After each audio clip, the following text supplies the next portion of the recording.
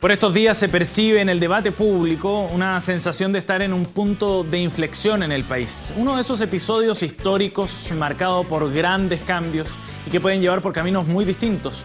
No estamos hablando solo de las reformas educacional, tributaria o la constitucional, también de la desafección de la ciudadanía con la política, de la crisis de confianza y legitimidad y de los severos problemas de transparencia en la relación entre el mundo público y el privado.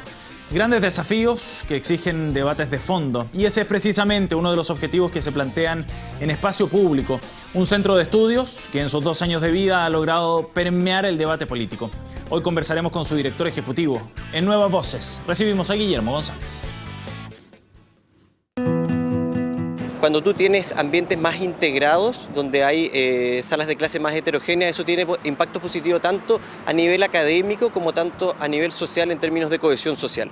Tenemos muy claro que el tema energético es clave para el desarrollo de cualquier país y en el caso de Chile, dadas las condiciones bastante críticas que se vienen registrando hace varios años, a fines del año 2012 comenzamos con un proyecto de investigación que buscaba abordar este tema con una mirada bien comprensiva. Cada grupo social va a escuelas muy específicas, digamos, o sea, en el fondo hay muy poca mezcla y nosotros creemos que esa homogeneidad que hay a nivel del sistema escolar debiera comenzar a desaparecer y empezar a tener ambientes más heterogéneos, porque creemos que eso es bueno para el aprendizaje y también es bueno para la democracia y para el país. Bien, esta semana ya lo adelantábamos, nos acompaña en Nuevas Voces Guillermo González, director ejecutivo de Espacio Público. Gracias por acompañarnos, Guillermo. Bienvenido. Muchas gracias, Sebastián. Muchas gracias por la invitación. Ingeniero civil industrial de la Universidad Católica de Chile, con 2 magísteres, uno en políticas públicas, otro en ingeniería ambiental de la Universidad de California en Berkeley, liderando este nuevo proyecto de centro de estudio, Guillermo, Espacio Público, que cumple precisamente por estos días 2 años, ¿no? Así mismo, el 5 de agosto cumplimos 2 años desde nuestro lanzamiento oficial y público. ¿Y cuál ha sido la evaluación, Guillermo, que puedes hacer tú del trabajo que ha realizado Espacio Público en estos 2 años, considerando lo que ya adelantábamos en la presentación, que es un momento bien de alta expectación y de discusiones y debates políticos que son bien interesantes y muy de fondo, además? Nosotros estamos muy contentos.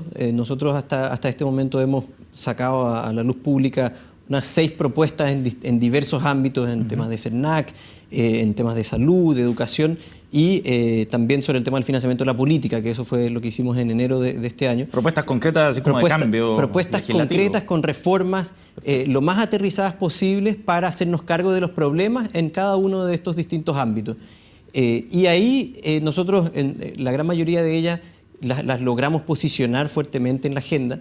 Probablemente el mejor ejemplo de eso fue que el director nuestro que estaba trabajando en ese proyecto, que es Eduardo, o sea, en el proyecto del tema de financiamiento de la política, sí, que es Eduardo Engel, a los pocos meses fue nombrado por la presidenta Bachelet como presidente del Consejo de Anticorrupción, ¿cierto? Entonces, y en otros ámbitos con menos glamour, digamos, y con menos vitrina, bombo, digamos, que eso, que obviamente que fue muy bullado y estuvo, digamos, ahí en la primera plana de los diarios por 45 días, que fue el tiempo que duró esa comisión. En los otros temas también hemos logrado, a nuestro juicio, instalar algunas ideas centrales en la opinión pública para avanzar hacia un mejor desarrollo, que es un poco el objetivo de Espacio Público. Guillermo, ¿y cómo evalúas tú en particular el nivel del debate político por estos días? Y por estos días me refiero a este gobierno y quizás un poco más atrás también, ¿no? Los últimos 4 años. Lo extiendo tan amplio porque creo que es un momento que hay que mirarlo con atención como un episodio histórico que puede ser bien relevante. Por eso te pregunto por el nivel del debate para la magnitud de los cambios que podrían ocurrir.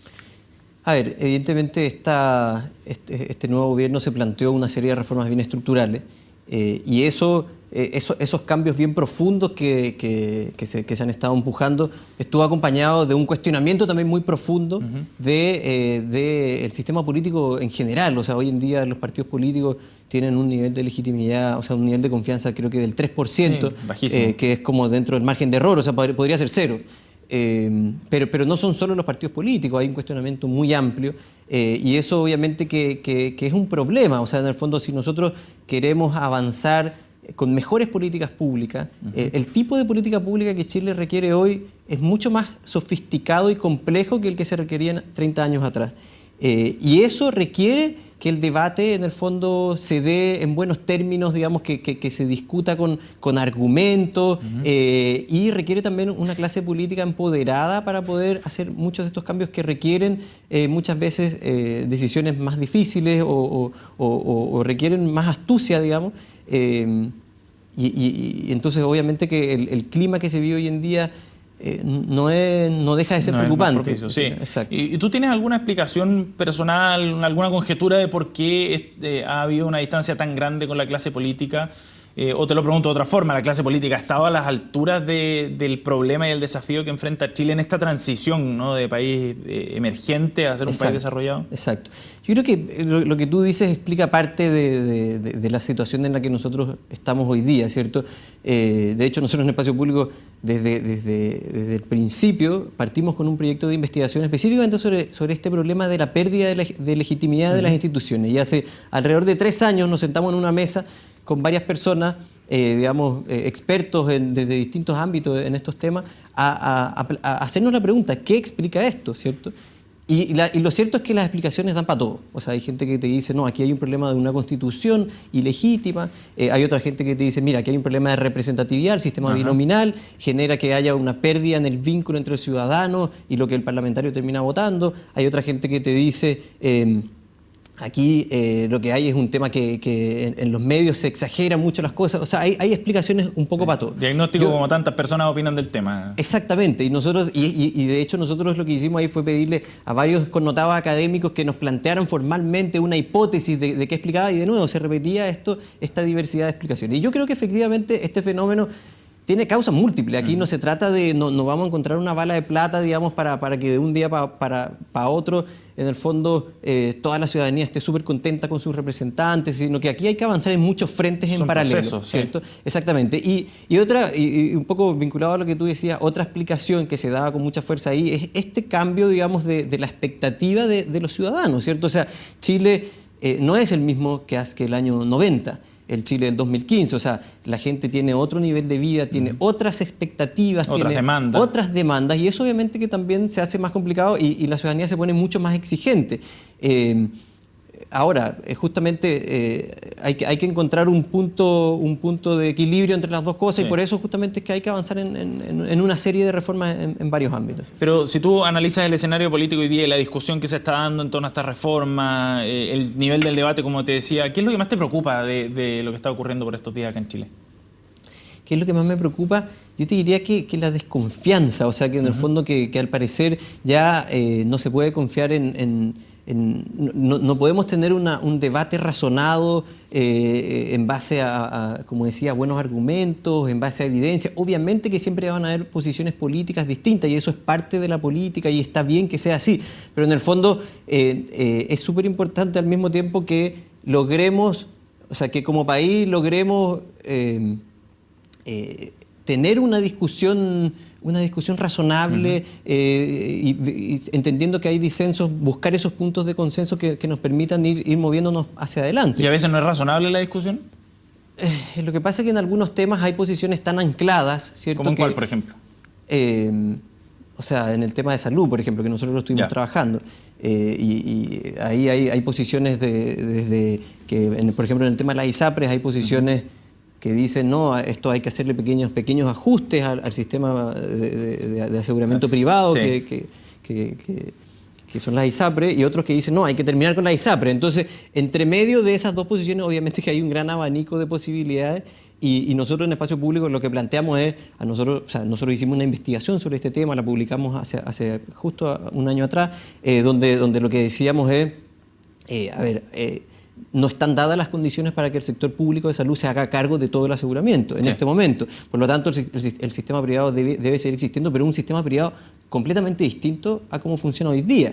En el fondo, se necesitan una serie de cambios fundamentales en cómo operan las ISAPRES para que eso pueda ocurrir, y esos cambios tienen que... es importante que esté también el tamiz técnico para que en verdad las reformas cumplan con los objetivos que se trazan, ¿cierto? Pero hay cierta desconfianza también hacia ese mundo técnico y sobre todo desde la clase política ha sido como bien vilipendiado, caricaturizado también este mundo de los técnicos.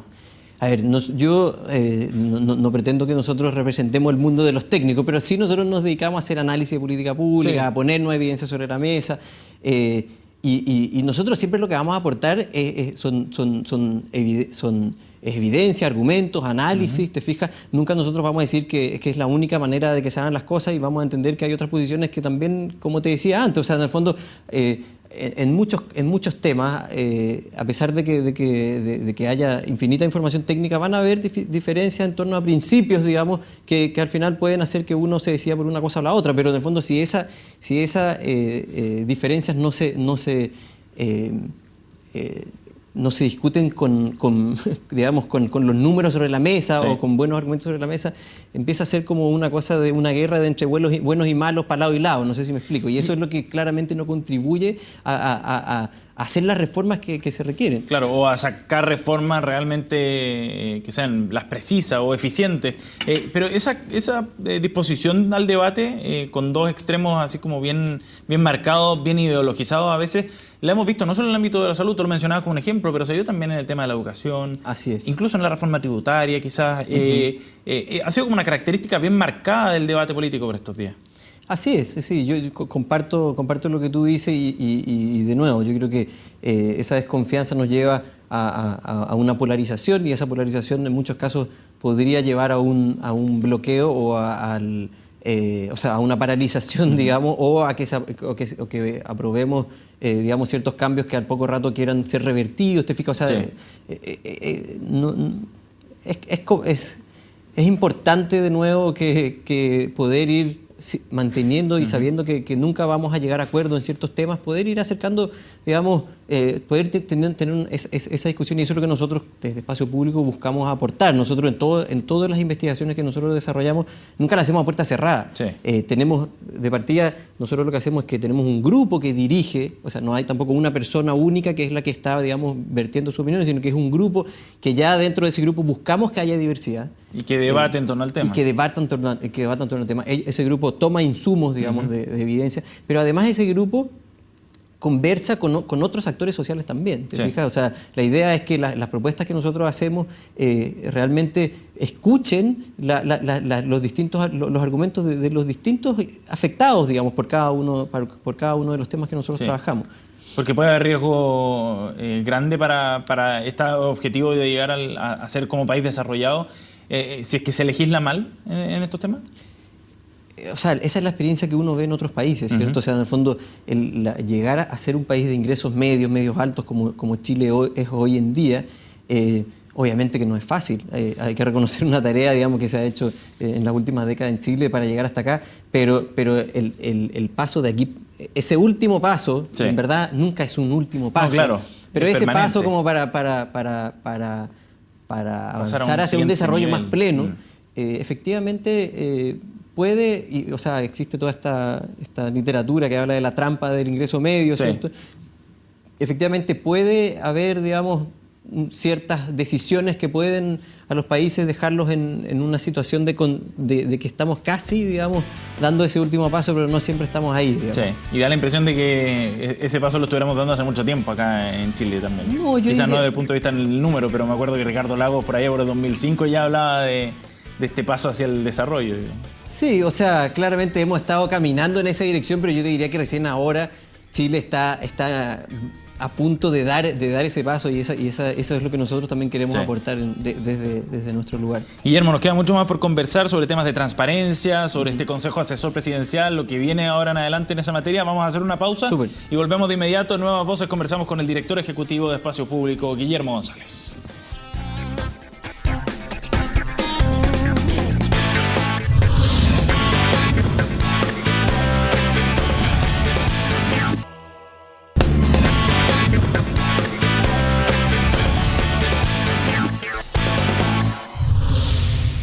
En Nuevas Voces nos acompaña el director ejecutivo de Espacio Público, Guillermo González. Guillermo, bueno, ya adelantábamos en el primer bloque y esbozábamos el trabajo de Espacio Público, pero creo que no me equivoco al decir que en el último Consejo Asesor contra la corrupción y para la transparencia, hubo cierto hito para Espacio Público, ¿no? Con la presencia primero de Eduardo Engel, pero además de otros 2 integrantes de Espacio Público en ese consejo asesor. ¿Por qué fue importante para ustedes la participación ahí? A ver, nosotros, como comenté antes, nosotros veníamos trabajando desde fines del año 2013, más o menos, en el tema de financiamiento de la política específicamente.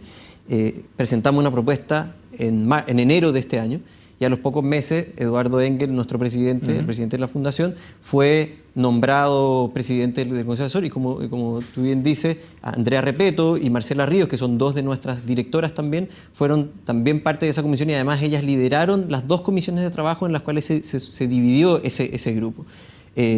Claramente ellos tienen una trayectoria personal, pero también nosotros sentimos como Espacio Público que fue un reconocimiento, digamos, al trabajo que nosotros veníamos desarrollando. Nosotros lo presentamos a la opinión pública, se lo presentamos también a las distintas autoridades en el Ejecutivo y a los parlamentarios. Entonces nos parece que hubo ahí un reconocimiento, y para nosotros, obviamente, para Espacio Público, a pesar de que yo a Eduardo no lo vi por 45 días, estuvo, y los otros también estuvieron desaparecidos. De cabeza trabajando en el absolutamente consejo, sí. De cabeza trabajando en eso.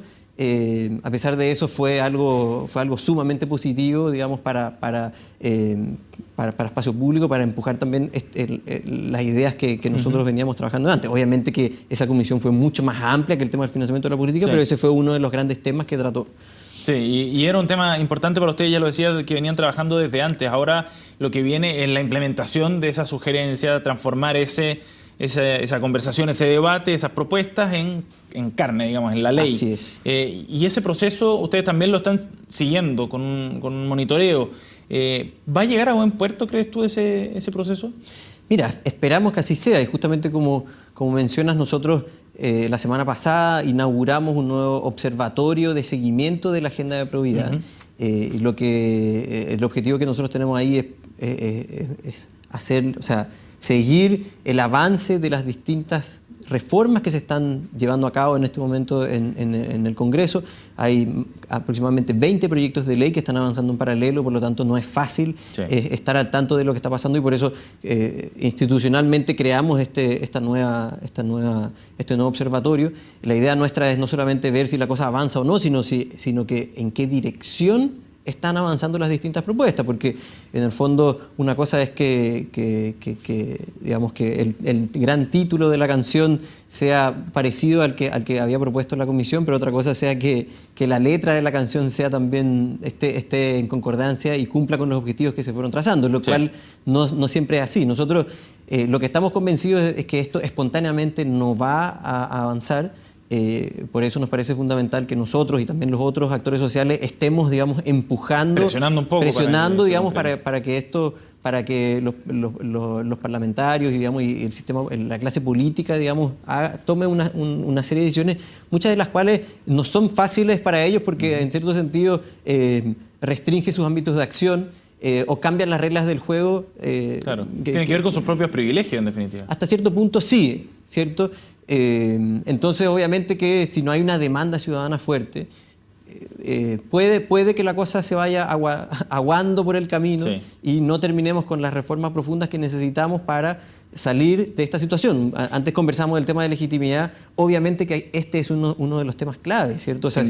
O sea, no es el único, probablemente no se van a acabar todos los problemas con esto, pero si logramos avanzar en la gran mayoría de las propuestas que emergieron de esta comisión, eso yo creo que va a dar pie, digamos, y puede marcar un cambio de signos, digamos, para comenzar a reconstruir esta relación Me va a poner con pesimista, la ciudadanía. Pero ¿qué pasa si no se realizan estas reformas o si no se da ese cambio? Esperemos que no sea así, digamos. O sea, en el fondo a nosotros estamos convencidos de que, a ver, tampoco, o sea, de comisiones de este tipo han habido varias en el pasado. Pretender que el 100% de lo propuesto se materialice es un poco irreal, simplemente porque tampoco hay capacidad de llevar el 100% de las cosas a cabo, pero sí una proporción importante y algunos temas, hay algunos temas que son además muy fundamentales. Todo el tema de la reforma de los partidos políticos, cosas que ya se está discutiendo en este momento en el Congreso. Es fundamental, o sea, lo que conversamos antes, los partidos políticos tienen hoy día una aprobación de un 3%. Pero al mismo, y uno como que dice, bueno, casi que votemos a los partidos políticos a la basura, pero lo que pasa es que eso no es tan simple. Los partidos políticos en cualquier democracia desarrollada, en cualquier democracia seria, cumplen un rol fundamental en la política. Entonces nosotros lo que tenemos que hacer más que botar el pañal con la guagua, o sea, la guagua con el pañal es mejorar este sistema. Entonces, algo es que hay algunos ámbitos donde es fundamental que sí se materialice la mayor cantidad de cambios. ¿Te fijas? Sí. Otro tema evidente tiene que ver con el financiamiento de la política, que es o sea, los escándalos casi semanales que hemos estado viviendo desde hace unos 10 meses atrás son principalmente explicados por irregularidades que se dieron en ese contexto. Entonces también es importante avanzar en regular mejor cómo se financia la política en Chile, que obviamente se tiene que financiar de alguna forma, pero es importante que eso se haga bien y que en el fondo no... Lo principal, que eso no genere conflictos de interés en los parlamentarios y en los políticos en general que tienen que estar velando por el bien común. Sí, porque hoy día parecen cooptados prácticamente los partidos, la clase política, precisamente por el poder económico por estos días. O sea... Ha quedado ahí revelada, digamos, una relación bien impropia. Así es. Yo creo que sería complicado generalizar y decir que todos, digamos, que todos los políticos de Chile tienen relaciones impropias con los grandes grupos económicos. Yo creo que sería sumamente injusto decir eso, pero sí efectivamente ha habido una serie de problemas y que hemos descubierto además que es bastante transversal, que no afecta solamente a un sector político. Entonces, sí hay una serie de cambios que hay que hacer. No tenemos que de nuevo, satanizar a todos, porque efectivamente cuando uno compara el nivel de la clase política en Chile con el resto de la región e incluso con otros países de ámbitos más desarrollados, se da cuenta que aquí hay una buena clase política. Pero en el fondo, obviamente que había una serie de reglas del juego que generaron una serie de problemas graves, ¿cierto? Pero que son solucionables y que tenemos que solucionarlos, y que la idea es que de aquí la clase política salga, digamos, tire para arriba y no, digamos, no se termine de hundir. Pero ese es un riesgo en todo caso, ¿no? En este contexto, en un contexto de tanta desconfianza hacia la ciudadanía, hacia la clase política, de desafección de la ciudadanía, de crisis de legitimidad, hay como un caldo de cultivo también para ciertas tendencias más populistas, quizás. Sobre todo si es que son capaces de satisfacer ciertas demandas de la ciudadanía en ese sentido. O sea, siempre está el riesgo de populismo. Uno nunca puede decir que eso no va a pasar en Chile, ¿cierto? Pero es que hace 5 años se decía eso, o hace 10 años quizás se decía, no, Chile está muy lejos y se diferencia muchísimo de otros países latinoamericanos donde sí ha habido crisis o gobiernos más populistas. Sí, yo creo que, o sea, quiero creer que seguimos lejos de eso. También hay que distinguir qué vamos a entender por populismo, ¿te fijas? O sea, en el fondo hay gente que dice que este gobierno es un gobierno populista. Yo no estoy de acuerdo con eso, ¿te fijas? Pero en el fondo hay grandes desafíos por delante, eso está claro. Yo quiero creer y creo, digamos, que ese tipo, o sea, que gobiernos que al final aparezcan como que están haciendo como grandes cosas cuando en verdad no las están haciendo, no van a prosperar, quiero creer. Pero para eso justamente este tipo de reformas son fundamentales. Y es necesario hacer buenas reformas para eso también. Por supuesto, y ahí la rigurosidad, y ahí nosotros también buscamos desde Espacio Público aportar. Nosotros trabajamos bien independientemente, de hecho nuestro financiamiento es de fundaciones internacionales, de organismos multilaterales. Nosotros no recibimos fondos de empresas ni de individuos acá en Chile. Y no están vinculados a ningún partido político. Y no estamos vinculados a ningún partido político. Y justamente porque queremos hacer propuestas, digamos, como tú dices, rigurosas y lo más independientemente posible, ¿te fijas? Guillermo, te agradecemos muchísimo que hayas venido a Nuevas Voces. Éxito con Espacio Público. Ojalá que podamos conversar más adelante cuando cumplan 3, 4 y otros años más. Me parece. Muchas gracias, Sebastián. Encantado cuando quieran. Gracias por haber venido. Nosotros nos separamos también. Dejamos hasta aquí Nuevas Voces. Nos reencontramos la próxima semana. Siga la sintonía de CNN Chile. Ya vienen más informaciones.